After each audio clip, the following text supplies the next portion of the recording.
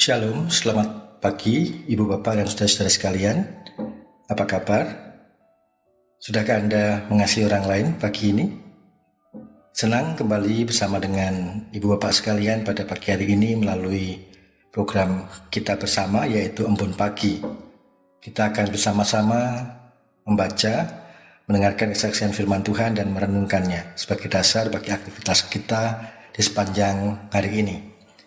Bersama saya, Joko Prastio, PPK GKJ yang saat ini berdomisili di GKJ Tembak Ijo, akan menemani Ibu Bapak sekalian membacakan firman Tuhan dari Mazmur pasal 146 ayat 1 sampai yang ke-10 di edisi Embun Pagi kita pada hari ini, hari Sabtu 2 November 2024, dengan mengambil tema bahwa manusia tidak dapat menyelamatkan. Ibu Bapak sekalian, sebelum kita melanjutkan pembahasan dan perenungan kita bersama-sama, marilah kita berdoa. Bapa Surgawi, terima kasih untuk hari ini, hari baik di mana Engkau telah berikan bagi kami dan siapkan untuk kami jalani. Kami percaya Tuhan akan menolong kami dalam setiap perjalanan di sepanjang hari ini, karena Engkau yang mengadakan segala sesuatunya, Engkaulah yang juga menyertai kami dalam menjalaninya, dan Engkaulah yang menjadi tujuan bagi semua pekerjaan dan hidup kami. Bapa Surgawi, berfirmanlah, kami hamba-hambamu bersiap untuk mendengarkan kesaksian tentang firman-Mu.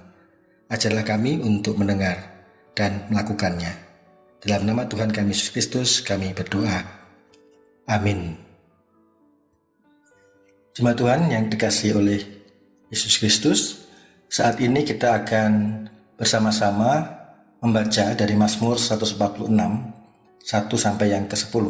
Akan saya bacakan secara keseluruhan demikian. Haleluya, pujilah Tuhan, hai jiwaku. Aku hendak memuliakan Tuhan selama aku hidup, dan bermazmur bagi Allahku selagi aku ada. Janganlah percaya kepada para bangsawan, kepada anak manusia yang tidak dapat memberikan keselamatan. Apabila nyawanya melayang, ia kembali ke tanah. Pada hari itu juga lenyaplah maksud-maksudnya. Berbahagialah orang yang mempunyai Allah Yakub sebagai penolong, yang harapannya pada Tuhan Allahnya. Dia yang menjadikan langit dan bumi, laut dan segala isinya, yang tetap setia untuk selama-lamanya, yang menegakkan keadilan untuk orang-orang yang diperas, yang memberi hak roti kepada orang-orang yang lapar. Tuhan membebaskan orang-orang yang terkurung. Tuhan membuka mata orang-orang buta. Tuhan menegakkan orang yang tertunduk. Tuhan mengasihi orang-orang benar. Tuhan menjaga orang-orang asing, anak yatim dan janda ditegakkannya kembali. Tapi jalan orang fasik dibengkokkannya. Tuhan itu Raja untuk selama-lamanya. Allahmu ya Sion, turun-temurun. Haleluya. Demikianlah pembacaan akan firman Tuhan, dan siapapun yang berbahagia ialah mereka yang mendengarkan kesaksian firman Tuhan dan berusaha melakukannya dalam kehidupan mereka sehari-hari. Tuhan memberkati. Amin. Ibu Bapak dan saudara sekalian, satu pembacaan yang relatif panjang tentang Mazmur 146 ayat 1 sampai 10. Tetapi sebetulnya intinya itu cukup jelas dan bisa disingkat menjadi beberapa kalimat. Yang pertama, kita harus menyadari bahwa Tuhan itu mulia dan jiwa kita semestinya bergantung dan bersyukur kepadanya saja.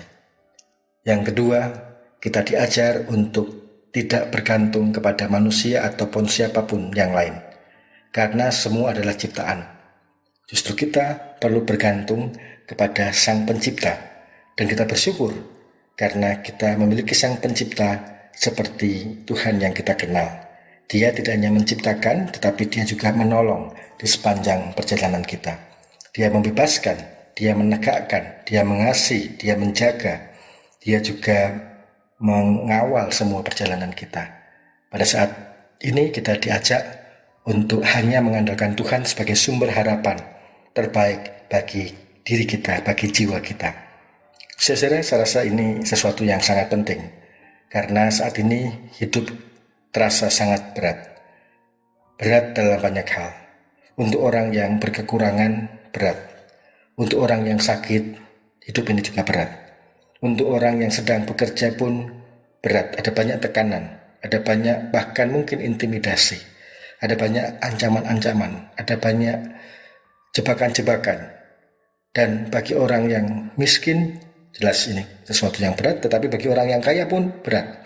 Nyatanya ada juga orang-orang kaya yang memiliki banyak harta, yang pada akhirnya merasa, untuk apa semuanya ini dikumpulkan, toh semuanya ini akan ditinggalkan dan sia-sia.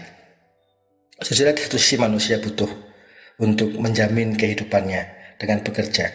Tapi pada sisi yang lain, manusia akan menyadari bahwa semuanya ini akan kita tinggalkan dan tidak ada apa-apanya yang bisa kita bawa, kecuali jiwa kita yang diselamatkan oleh Tuhan. Jiwa kita, pemberian Tuhan, ciptaan Tuhan akan datang dan kembali kepada Sang Penciptanya.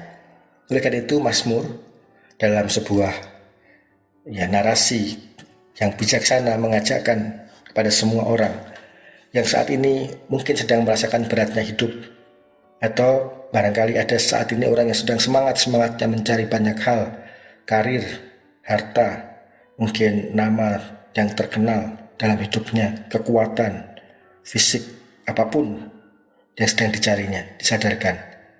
Itu penting, itu boleh, tetapi bukan berarti itu segala-galanya. Karena ketika kita mendapatkan semua yang kita cari, kita pasti juga masih akan merasa tertekan dan kekurangan kalau kita tidak mengandalkan pada Tuhan. Apalagi kita mengandalkan manusiawi. Manusia itu hanya baik-baik saja. Saya pernah membaca sebuah tulisan atau mungkin sindiran. Seandainya kita itu setiap tahun pilkada atau setiap tahun ada kompetisi untuk pemilihan parlemen, mungkin desa-desa kita akan banyak pembangunan. Karena biasanya orang yang sedang mencalonkan diri, baik di parlemen maupun pilkada, dia akan baik kepada rakyat, akan mendengar suara rakyat dan membangun banyak fasilitas-fasilitas umum untuk kepentingan rakyat. Kata di tulisan itu juga, kalau semuanya ini seperti tahun-tahun pilkada, kita akan menjumpai banyak pemimpin yang ramah kepada rakyat. Semuanya mengatasnamakan rakyat. Tulisan itu saya rasa ada benarnya. Saya tidak mau masuk ke urusan politiknya ya saudara-saudara, tetapi saya mau mengatakan bahwa ada benarnya juga. Karena apa? Karena dalam pemilihan-pemilihan semacam ini orang ingin menunjukkan yang terbaik bagi rakyat.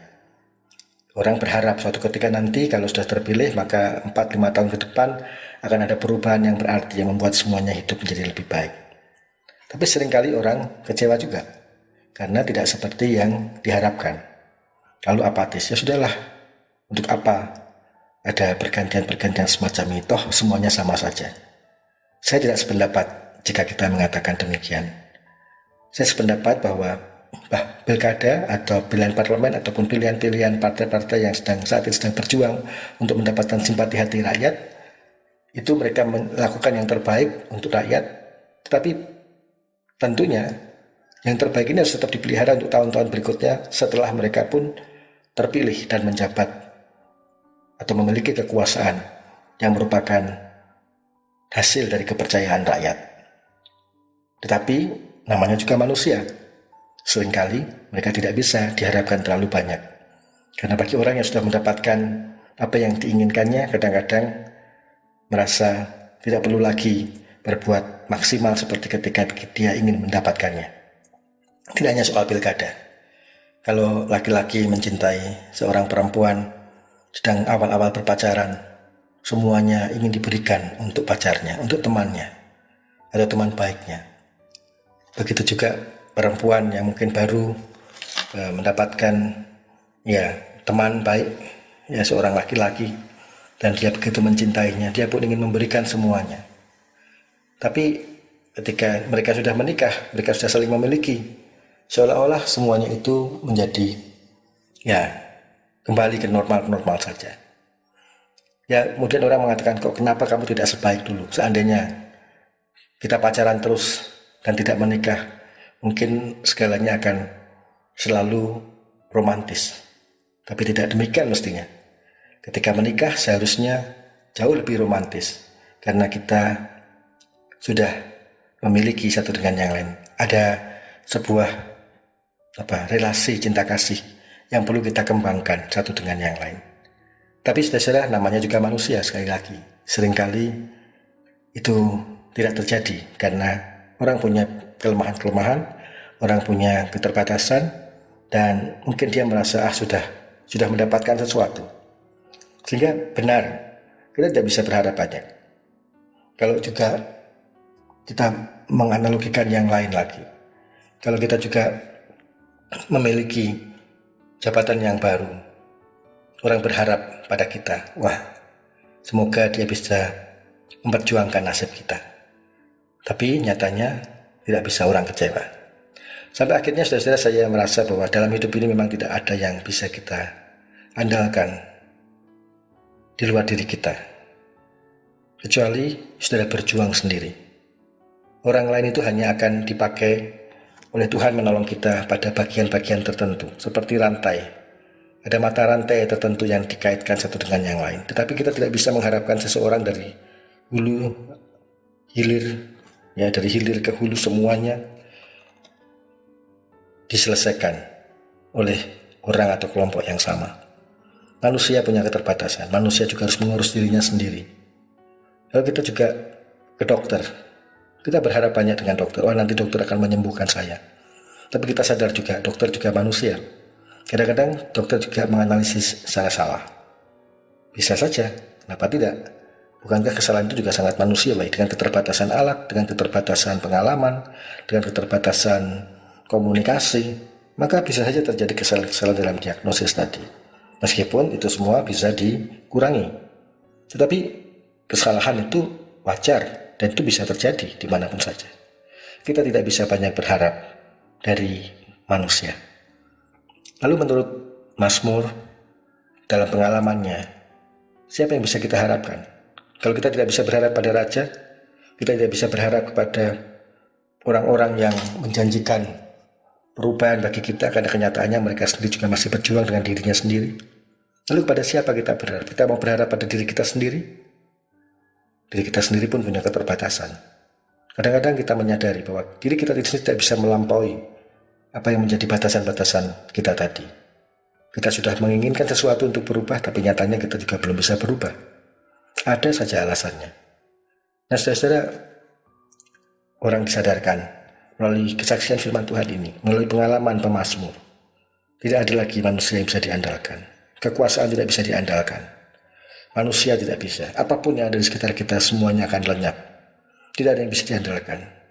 Jiwaku, tidak ada yang bisa kita andalkan, kecuali Tuhan yang menciptakan engkau. Tuhan yang menciptakan dirimu. Tuhan yang menciptakan Adamu. Dia satu-satunya yang bisa kita andalkan. Apalagi dia adalah penolong. Dia pemurah. Dia selalu memberikan yang terbaik, dan dia punya keinginan murni, keinginan yang tulus, keinginan yang ingin memberikan kebaikan-kebaikan bagi seluruh ciptaannya. Dan Tuhan itulah yang kita percaya. Tuhan itulah yang juga menunjukkan pada kita Yesus Kristus, yang menunjukkan bagaimana kasih setia Tuhan itu sudah dimulai, sedang dimulai, dan akan terus dimulai, dan akan terus dilakukan. Tuhan kita itu setia. Meskipun kita tidak setia, tapi Tuhan kita itu setia. Yesus dan seluruh teks-teks Alkitab juga, perjalanan para nabi, menceritakan satu hal yang sama. Percayalah kepada Tuhan. Percayalah kepada Tuhan. Karena Tuhan itulah Bapa kita yang sesungguhnya. Dia akan menolong kita. Dia senantiasa menyertai kita dalam segala aktivitas kita. Tidak ada pekerjaan atau aktivitas yang tidak disertai oleh Tuhan. Tuhan tahu, Tuhan menyertai, dan Tuhan juga menolong kita untuk mencapai maksud-maksud baik itu tadi. Oleh karena itu tidak ada kata lain. Kalau saudara kita sedang sakit, kita sedang berjerih payah melakukan apapun, menanti sesuatu, mungkin kita merasa takut, jangan terjebak pada hal-hal yang membuat kita menjauh dari kesadaran akan harapan pada Tuhan. Melainkan ajaklah kembali jiwa kita untuk melihat, itu loh, ada Tuhan. Di balik semuanya ini ada Tuhan. Di balik semua penderitaanku ada Tuhan. Di balik semua orang yang mengecewakanku ada Tuhan. Jangan ikut kecewa kalau kita dikecewakan orang. Kenapa? Karena manusia memang tidak bisa memuaskan kita semua. Tapi syukur ada Tuhan. Jika kita diingatkan pada Tuhan, penolong kita satu-satunya, pemberi harapan kita satu-satunya. Saudara-saudara, jangan takut. Jangan tenggelam dalam keletihanmu. Jangan putus asa karena kesedihanmu. Jangan pernah merasa sendirian. Jangan merasa kecewa yang berlarut-larut. Jangan merasa menyesal tanpa bangkit lagi. Jangan juga menggantungkan apapun, baik pada orang lain maupun pada diri sendiri. Mereka sedikit menolong. Mereka dipakai Tuhan tentu saja. Tetapi hanya Tuhan satu-satunya yang sanggup menolong semua persoalan kita. Karena Dia tahu masalah kita. Dan Dia tahu bagaimana mengeluarkan kita dari masalah itu. Jika engkau punya masalah, satu saja, katakan hatimu sejujurnya kepada Tuhan. Kalau saya berpikir, saya merasa selama perjalanan saya, saudara, kita kadang-kadang perlu teman untuk bicara. Perlu ngobrol dengan konselor, perlu berkonsultasi mungkin dengan pendeta. Tapi percayalah, mereka tidak bisa menolong kita untuk seluruhnya. Mereka hanya sebagian kecil saja sanggup memberikan pandangan yang lain. Tapi belum tentu mereka bisa menolong kita keluar dari masalah. Saya pun pendeta, saya pun tidak bisa mengeluarkan saudara dari masalah saudara masing-masing. Mungkin saya bisa berbicara, mendengar, untuk saling berbagi pengalaman, untuk sharing, dan mungkin bisa memberikan sedikit inspirasi-inspirasi bersama untuk kita pilih alternatif-alternatif yang harus kita jalani. Tapi saya bukan penyelamat. Saya tidak bisa berbuat apa-apa. Karena saya juga punya masalah yang harus saya selesaikan. Saya juga butuh saudara, saya butuh orang lain. Manusia hanya bisa saling tolong-menolong. Tapi tidak bisa saling menggantungkan satu dengan yang lain. Tuhan tahu masalahmu. Tuhan tahu persoalanmu. Dan Dia mau menolongmu seluruhnya dari awal sampai akhir. Kalau kita mau jujur kepadanya, Tuhan, aku bersalah. Aku berdosa, aku salah langkah, aku ingin memperbaiki hidupku, aku ingin bertanggung jawab sekarang. Tolonglah Tuhan. Dia pasti mendengar saudara. Karena apa? Tidak berdoa demikian pun, Dia punya keinginan baik untuk menolong saudara. Apalagi saudara berdoa dan menyerahkan diri saudara kepada Tuhan. Tuhan, aku sakit. Aku tidak tahu lagi bagaimana aku menyembuhkan diriku. Tolonglah, supaya aku tahu bagaimana aku harus mensikapi sakitku. Aku tahu bagaimana aku harus mendapatkan kesembuhannya lagi.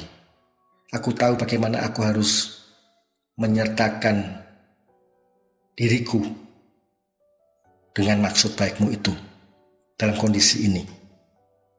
Terserah, doakanlah dengan suara-suara yang tidak perlu lantang, lirih tetapi jujur di hadapan Tuhan. Tuhan, aku lemah. Tuhan, aku butuh pertolongan-Mu.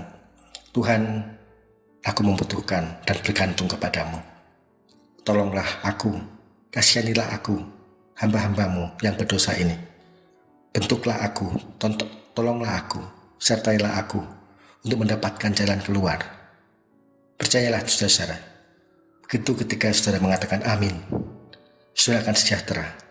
Dan ketika saudara membuka mata, saudara akan mendapatkan inspirasi-inspirasi baik, menenangkan diri saudara, dan mencoba menapaki perlahan-perlahan tetapi pasti. Jangan lagi ada ketakutan, jangan lagi ada keraguan. Kalau sudah menyerahkan pada Tuhan, katakan iya, dan Dia akan memberikan kita tuntunan kemana kita harus berjalan. Banyak hal yang tidak bisa kita selesaikan sendirian. Kita tidak bisa menyelesaikan juga bersama orang lain. Orang lain tidak bisa menolong kita. Hanya Tuhan yang bisa menolong kita. Percayalah pada Tuhan dan engkau akan selamat. Itulah kata Yesus. Percayalah pada Tuhan, engkau akan selamat. Nah, Mazmur juga mengatakan demikian. Percayalah pada Tuhan, karena Dialah satu-satunya yang bisa menyelamatkanmu. Kenapa? Karena Dia pencipta. Dia pencipta segala sesuatu. Dan Dia tahu bagaimana Dia membuka masalah-masalah kita. Kalau saudara-saudara ingin memperbaiki kunci, kalau kuncinya rusak, pintu nggak bisa dibuka, kepada siapa saudara akan minta tolong? Pada orang yang ahli kunci? Oke, tapi lebih meyakinkan lagi orang yang membuat kunci itu. Dia tahu persis. Dia tidak hanya mengetahui dalam arti pengalaman atau pengetahuan, tapi dia tahu karena dia membuat. Tuhan yang mengadakan kita, Tuhan yang membuat kita. Dia tahu persis siapa kita dan bagaimana seharusnya kita berjalan. Mintalah pada Tuhan. Tuhan, tolong selamatkan aku bergantung kepadamu, dan aku ingin menjadi orang-orang yang berjalan di tuntunan kasih setiamu. Kita beruntung kita mendapatkan pelajaran berharga dari Mazmur di pagi ini.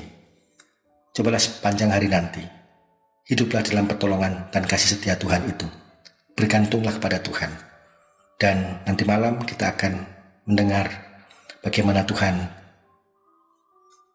menjawab doa-doa kita. Dalam refleksi kita seharian akan melihat, oh ternyata benar. Ada banyak hal yang selama ini tidak kusadari, yang selama ini ternyata Tuhan sudah berikan. Bahkan ketika kita mengatakan amin, sejahtera sudah ada dalam hati kita. Dan itu berarti Tuhan sudah menjawab, dan Tuhan bekerja bagi kita. Bahkan ketika sudah punya keinginan berdoa pun, itu karena pekerjaan kasih sayang Tuhan. Syukuri, lanjutkan hidupmu dengan percaya penuh pada tuntunannya. Tuhan memberkati saudara. Amin. Marilah kita berdoa. Bapa kami yang di surga, terima kasih atas berkat-Mu. Kami ingin belajar, mengandalkan-Mu, dan percaya kepadamu saja. Kami tidak akan terjebak pada bujuk rayu siapapun. Kami tidak akan ketakutan dan berlari pada kekuatan-kekuatan yang seolah-olah menjanjikan kelepasan pada kami. Tapi kami tahu bahwa mereka tidak mungkin sanggup melakukannya. Hanya Engkaulah sebagai pencipta hidup kami. Engkaulah Tuhan kami satu-satunya yang bisa mengeluarkan kami dari ketidakberdayaan kami. Terima kasih ya Tuhan untuk berkat dan kasih setiamu. Jamahlah para pendengar setia Radio Petra satu persatu. Jamahlah mereka yang juga baru datang mendengarkan Radio Petra ini, dan mereka ingin mengungsi kepadamu. Mereka ingin percaya kepadamu secara penuh. Berkatilah mereka, agar mereka tetap juga menjadi orang-orang yang menerima sejahtera dan keselamatan daripadamu di tengah persoalan hidup mereka. Terima kasih Bapa. Tolonglah mereka, tolonglah kami semua, karena Engkaulah penyerta dan penolong kami. Dalam nama Yesus Kristus kami berdoa. Amin. Ibu bapak dan saudara sekalian, inilah renungan pagi dalam embun pagi kita. Kita sudah berefleksi bersama-sama. Saya mohon pamit untuk acara embun pagi ini, dan mohon maaf seandainya ada hal-hal yang tidak sesuai dengan keinginan bapak sekalian. Mohon maaf kalau ada kata-kata yang tidak berkenan. Tentu itu bukan sebuah kesengajaan, tapi itu merupakan keterbatasan saya. Oleh karena itu, marilah kita tetap saling menguatkan satu dengan yang lain dan mengingatkan bahwa Tuhanlah penolong satu-satunya. Selamat melanjutkan pekerjaan di hari ini, selamat menikmati dan menjalani hari pemberian Tuhan. Tetap berjuang, tetap tanpa patah semangat, tanpa putus asa, karena Tuhan adalah sahabat penyerta terbaik kita yang selalu bekerja bagi kebaikan kita, tidak jauh dari kita. Terima kasih saudara-saudara untuk waktu saudara pada pagi hari ini, dan selamat mengasihi orang lain sepanjang hari ini. Tuhan memberkati. Amin.